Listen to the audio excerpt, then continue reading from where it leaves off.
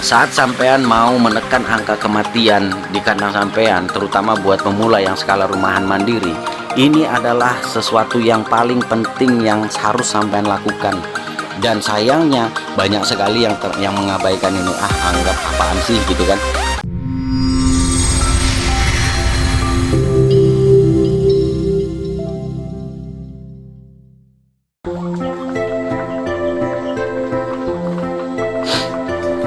Assalamualaikum warahmatullahi wabarakatuh. Selamat pagi, salam sejahtera ya bos. Kembali lagi bersama saya di sini, SEO Bakal Peternak.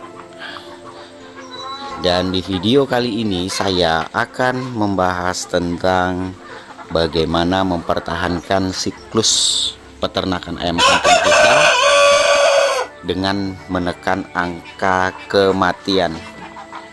Karena semakin tinggi angka kematian, secara otomatis peternakan kita itu sulit untuk bertahan, terutama untuk yang skala kecil.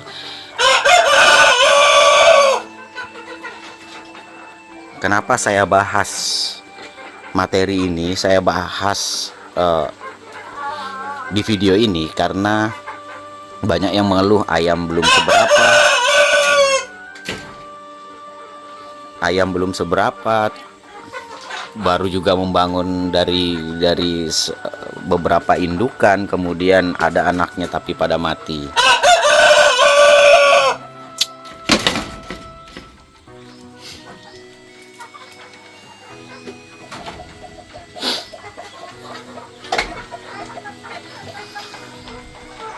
Oke, baiklah bosku.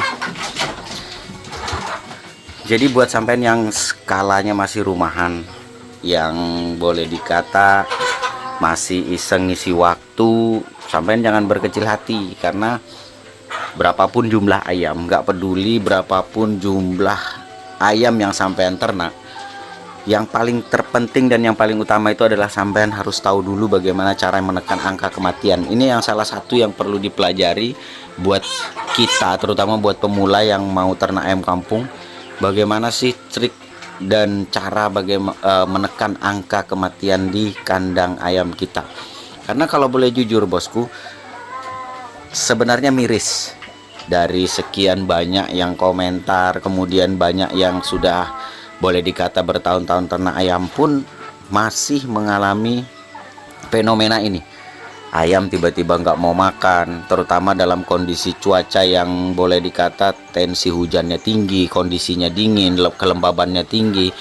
Ini yang lambat laun akan memicu dan mempengaruhi kesehatan ayam kita, sehingga yang berefek timbulnya gejala tidak mau makan, kemudian pucet, lesu, dan fatalnya lagi kalau ini berbasis virus, maka ini akan menyebar dengan cepat ke seluruh ayam-ayam yang ada di kandang kita. Nah, bagaimana mencegah ini terjadi? Sebenarnya simpel dan mudah saja, karena ini berkaitan dengan rutinitas bos. Rutinitas itu boleh dikata harus dilakukan setiap hari, dan penerapannya benar-benar harus disiplin.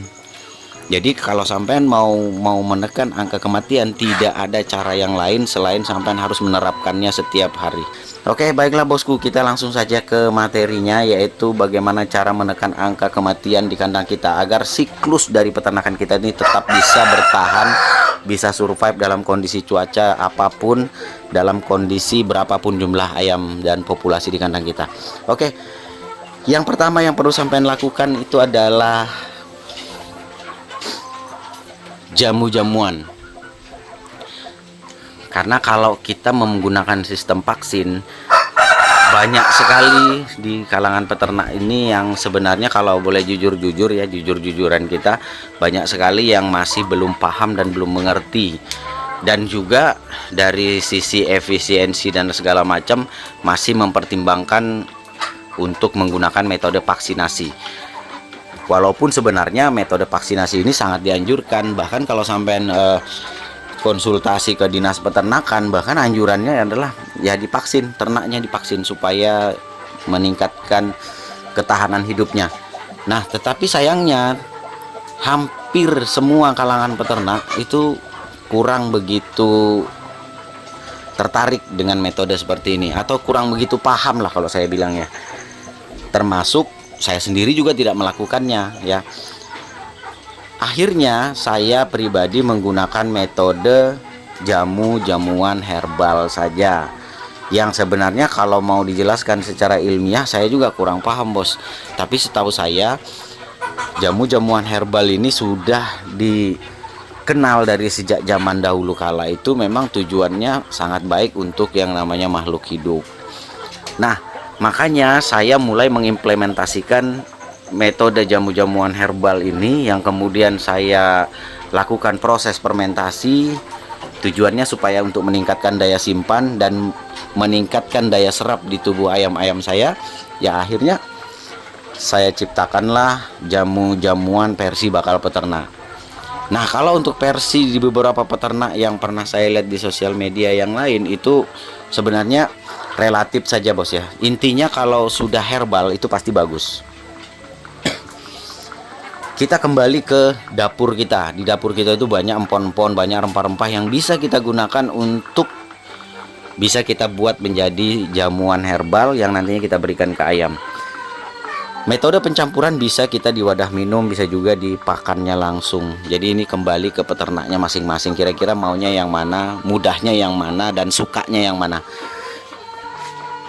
Dari total yang saya lihat dari perkembangan ayam-ayam saya, alhamdulillah ya, kematian ternak ayam saya itu di angka masih di bawah 5%. Jadi kalau dari 100 ekor banter, kematian itu ada di 4 ekor, paling banyak 5 ekor dah ya dari 100 ekor. Nah, kemarin sempat kejadian di kandang ini tuh ada kurang lebih sekitar 14 ekor yang mati. Itu murni bukan ya, murni karena faktor kesalahan saya, yaitu kesalahan dari faktor model kandangnya yang tidak menggunakan dapar seperti itu atau lantai seperti itu, yang akhirnya menyebabkan ayam saya terserang koksi. Nah, tapi itu tidak saya masukkan karena itu murni dari kelalaian saya sebagai peternak.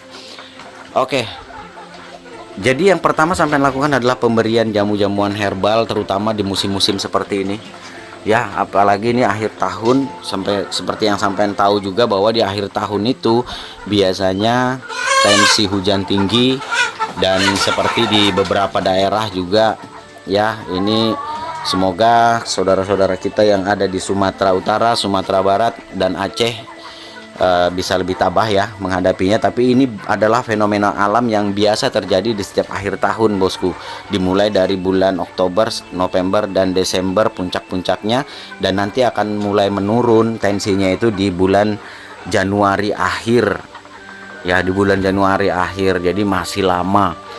Nah, dalam masa-masa dengan tingkat kelembaban yang tinggi, curah hujan yang tinggi, ini salah satu hal yang perlu kita lakukan sebagai peternak itu adalah meningkatkan imun dari ayam-ayam kita menggunakan herbal. Kalau sampai nggak menggunakan metode vaksin, penggunaan jamuan herbal ini selain juga meningkatkan suhu dari tubuh ayam kita supaya di kondisi dingin bagaimanapun itu bisa tetap hangat pemberiannya. Jadi kalau biasanya saya tensi hujan tinggi, biasanya udaranya dingin, kelembabannya tinggi, biasanya saya pemberiannya pagi sore yang saya campurkan di pakan.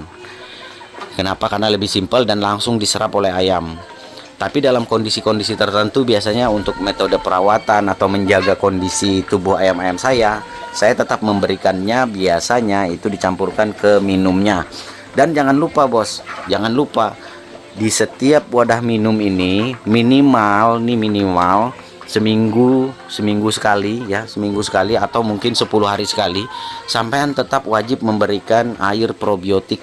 Tujuan air probiotik ini banyak sekali manfaatnya, karena selain untuk mengembangkan bakteri baik di kandang sampean supaya kohe atau feses atau kotoran ayam ini tadi tidak berbau menyengat, kemudian juga tidak menimbulkan amonia, maka salah satunya adalah sampean wajib ya seminggu sekali atau 10 hari sekali itu memberikan air probiotik. Dicampurkan air probiotik, boleh menggunakan E4 atau boleh juga menggunakan probiotik merek lain. Nah, tapi dalam hal ini saya menggunakan yang lebih simpel, saya menggunakan EM4 seperti ini bosku. Saya menggunakan Nitrobacter TJ, saya menggunakan Nitrobacter TJ ya. Ini menurut saya lebih simpel karena sistemnya adalah aerob jadi nggak perlu pakai gula, tinggal langsung dituang. Cuman baunya pesing sekali nih, karena kayaknya ini bahan bakunya dari air kencing kelinci kayaknya. Baunya luar biasa pesing, tapi ini yang saya gunakan untuk dicampurkan ke wadah minum ya. Seminggu sekali atau paling lambat 10 hari sekali saya tumpahkan 1 tutup botol di wadah minumnya. Ini yang menjaga supaya ini tidak berbau menyengat. Ini wajib. Itu adalah hal pertama. Pertama yaitu pemberian jamuan fermentasi, jamuan herbal, empon-empon, rempah-rempah yang kemudian diselingi dengan probiotik. Ini salah satunya kalau sampean mau menekan angka kematian ayam di kandang sampean. Kemudian cara yang kedua adalah fumigasi pengasapan. Nah, ini barusan mati. Ini yang paling rutin saya lakukan, bosku. Kenapa? Karena sebenarnya ini adalah metode kuno. Metode kuno yang saya juga nggak tahu, banyak kalangan peternak juga menolak ritual ini ya, menolak ritual ini, mengatakan bahwa mitos ya kan. Tapi sejauh ini kandang saya bebas dari virus, kandang saya bebas dari kematian massal karena ini. Caranya mudah sekali. Cukup kita pakai batok kelapa, terutama di daerah-daerah sampean yang punya cadangan kelapa yang banyak. Sebenarnya ini bisa jadi gratis. Nah, ini saya beli karungan seperti ini karena di daerah saya itu ya biasalah bos, di kota ya, di kota tuh umumnya apa sih yang nggak dibeli, semua hampir rata-rata dibeli. Tapi nggak apa-apa, ini saya lakukan sehari sekali bos, dan itu di sore hari lebih mantapnya, lebih pakemnya itu di sore hari. Karena menurut orang-orang tua dulu, penyakit ayam mati mendadak karena dulu kan nggak ngerti yang namanya virus ya, nggak ngerti yang namanya, taunya ayam itu mati mendadak. Kadang biasanya ayam tidur di pohon ya, sorenya makan sehat, pagi makan sehat, sore sehat, tiba-tiba malam pluk jatuh, pagi udah mati, udah membiru. Nah, tapi seiring dengan berkembangnya penelitian tentang peternakan, maka baru kita ketahui bahwa oh, penyebabnya ini, penyebabnya tetelo, penyebabnya aratan, penyebabnya gumboro. Nah, itu kita baru ketahui di belakang-belakang ini. Nah, tetapi pada prinsipnya cara kerja dari virus-virus ini semuanya hampir sama. Dan apa yang disampaikan oleh orang-orang tua kita dulu bahwa perkembangan virus itu lebih banyaknya berkembangnya di malam hari, maka perlu dilakukan pencegahan. Nah, salah satu metode pencegahan yang dilakukan oleh orang tua kita dulu adalah dengan menggunakan fumigasi pengasapan seperti ini. Kemarin sempat ada yang bertanya, bos boleh nggak dilakukannya sepanjang hari dan di setiap waktu? Tidak ada putus. Boleh bos, tipis-tipis saja seperti ini. Artinya sampai tetap menjaga, tetap hidup seperti ini ya kan, tetap hidup tapi tipis-tipis saja, jangan yang ngebul gitu. Nanti sampai diprotes tetangga, terutama kalau yang dekat dari pemukiman padat penduduk. Saya tidak sarankan ya, saya tidak sarankan. Tapi kalau sampai mau melakukan itu ya tipis-tipis saja, tipis, tidak terlalu mengganggu, tidak terlalu ngebul-ngebul. Oke, jadi penerapan metode pengasapan, fumigasi pengasapan ini, walaupun terkesan mitos, walaupun terkesan tidak ada penjelasannya secara ilmiah, tetapi ini terbukti bosku di sini. Dan alhamdulillah berkat channel ini, channel Bakal Peternak ini, banyak teman-teman di sini yang menggunakan metode fumigasi pengasapan ini dan diterapkan di kandang ayam broilernya ya. Banyak yang melakukan itu bosku. Setiap hampir maghrib ya, kisaran jam 5:30 itu mulai buat api di sekitaran dekat kandang ayam broilernya. Dan ini alhamdulillah terbukti manjur. Angka kematian di kandang broilernya alhamdulillah juga mulai kecil presentasinya. Nah, jadi inilah salah satu bukti manfaat dari fumigasi pengasapan yang kalau diterapkan secara konsisten, menjadi rutinitas yang disiplin diterapkan, insya Allah ayam-ayam sampean akan tetap aman, terkendali. Kemudian yang terakhir, dan ini yang paling penting, saat sampean mau menekan angka kematian di kandang sampean, terutama buat pemula yang skala rumahan mandiri, ini adalah sesuatu yang paling penting yang harus sampean lakukan. Dan sayangnya banyak sekali yang mengabaikan ini, anggap apaan sih gitu kan. Apa itu? Jadi salah satu ini yang kenapa saya katakan ini yang paling penting, karena ini yang paling utama bos, yaitu kebersihan kandang. Ini mutlak bos. Kalau kandang sampean itu becek, berlumpur ya, apalagi yang masih lantai tanah seperti ini, kemudian dia di posisi itu berlumpur, becek itu kalau dia mengandung air ya, wah itu saya sudah nggak ngerti lagi sudah. Kemudian wadah pakan dan minum yang secara berhari-hari nggak pernah dicuci, ini juga menjadi salah satu faktor yang menyebabkan ayam sampean, angka kematian di kandang sampean itu akan meningkat. Walaupun belum kerasa sekarang, tapi cobalah kalau sampean nggak percaya. Kalau kebersihan kandang sampean itu boleh dikata tidak terjaga, maka saya bisa pastikan kesehatan ayam sampean itu akan mudah sekali terganggu, dan angka kematian ayam sampean itu akan meningkat dengan drastis. Jadi salah satu contoh ini, saya biasanya 3 hari sekali, baik di tempat makan, di tempat minum, karena ini selang-seling pipa-pipanya ini pasti saya bersihkan bos. Saya bersihkannya menggunakan ini adalah alat gosok kawat yang saya gunakan untuk menggosok semua ya, sehingga yang terjadi apa, ini pembiakan ini tidak jadi amonia, kemudian juga ayamnya juga sehat-sehat ya, sehat-sehat. Baru kemarin dari sini saya ambil 5 ekor, dibeli orang, dan dari sana 5 ekor.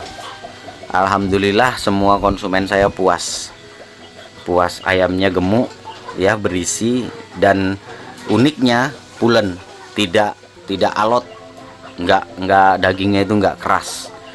Saya juga nggak tahu alasannya kenapa, tapi rata-rata orang yang mengkonsumsi ayam di bakal peternak ini rata-rata komentarnya rata-rata seperti itu. Saya juga nggak tahu kenapa, tapi yang jelas seperti itulah kira-kira. Jadi kalau sampean mau ayamnya bebas dari kematian, angka kematiannya walaupun ada tapi kecil, pastikan poin ketiga ini sampean lakukan dengan benar. Kandang sampean harus benar-benar bersih. Tuh seperti itu, kotoran-kotoran seperti itu wajib dibersihkan bos. Kohe-kohe yang di bawah, yang ibaratnya dasarnya menggunakan semen seperti itu, wajib dibersihkan. Paling enggak itu 2-3 hari sekali harus dibersihkan. Kemudian di kandang indukan juga seperti itu. Tuh sampean bisa lihat sendiri, pastikan dia tetap kering, karena kalau dia kering otomatis tidak akan berbau menyengat. Oke bosku, karena sekian lama kita nggak jumpa nih, baru lagi saya punya kesempatan ya, nggak apa-apalah, kita tetap, yang penting setiap kali ada kesempatan saya tetap berusaha untuk bisa menyapa sampean, minimal saya bisa memberikan masukan-masukan. Nah, mengingat ini akhir tahun dan angka kematian ternak biasanya cukup tinggi, maka saya buat video ini. Oke, baiklah bosku, semoga bermanfaat, dan jangan lupa kalau sampean suka videonya, jangan lupa di like dan di share ke rekan peternak yang lain agar mereka juga tahu apa yang kita tahu. Saya akhiri, assalamualaikum warahmatullahi wabarakatuh. Salam sukses dari Bakal Peternak.